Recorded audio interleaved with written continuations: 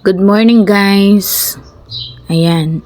Sa mahal ng gas ngayon, kailangang dumiskarte. Napanood ko lang ito sa Facebook.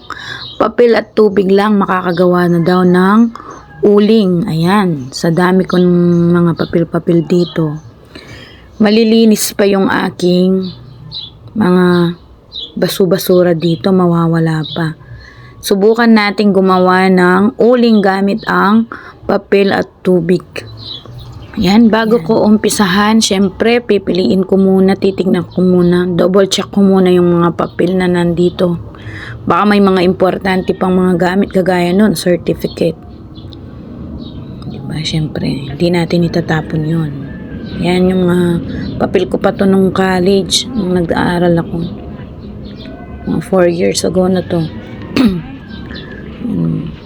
Yung pinagawa sa amin ng prof namin, yan, gawa ko yan, din drawing ko yan.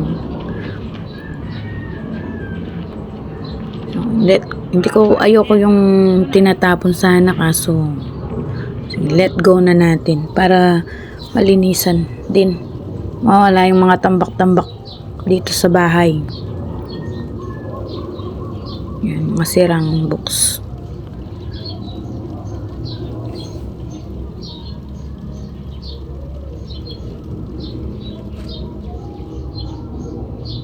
Marami-rami din. Oh, yan. Nakaisang batya rin tayo. Lagyan na natin ng tubig.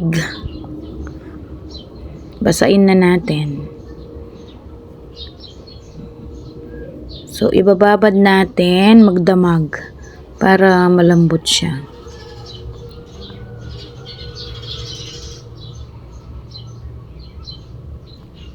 Ayan guys, kinabukasan, ayan, pinunit-punit na natin ng maliliit.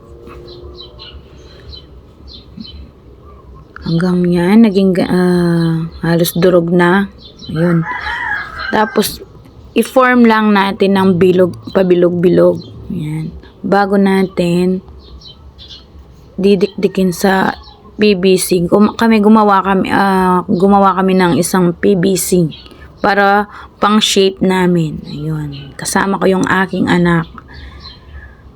Siya yung tagapukpok. Kailangan sa panahon ngayon medyo marunong tayong dumiskarte para makatipid. Sobrang mahal ng gas ngayon. Grabe.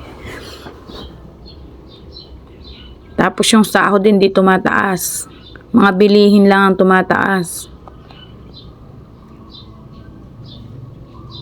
Yan, pag piping-pipina,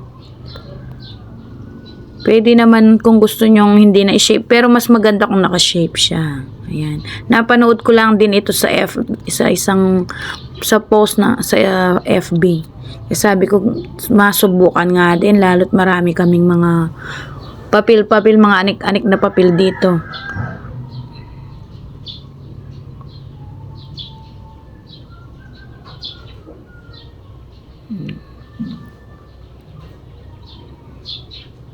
Ayan guys, so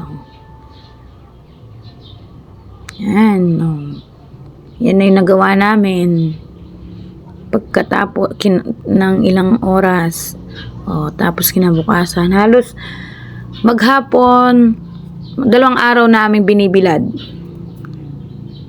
Sa 2 araw to yung tuyo na siya. Yan, try natin guys. This is it.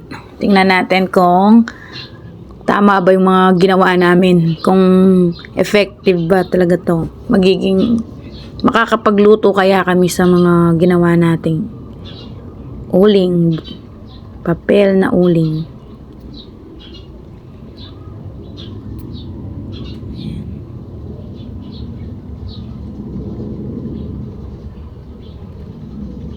Dami, diba? At least ito yung uling nadudumihan ng kamay mo. Ito, kahit tawakan mo, walang uling, walang dumi. Ayan. Pinapaapoy na namin. Ay, pwede. Good siya, guys. Makakapagluto nga.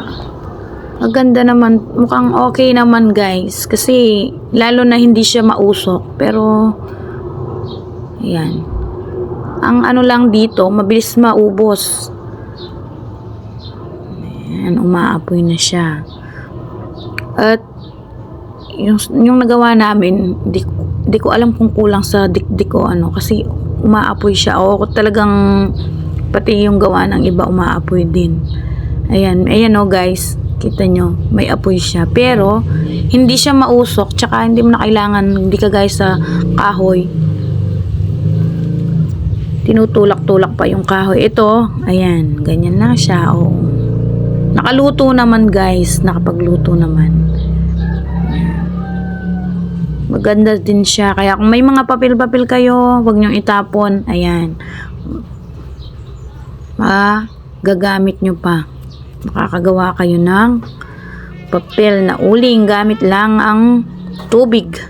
Papel at saka tubig. Thanks for watching.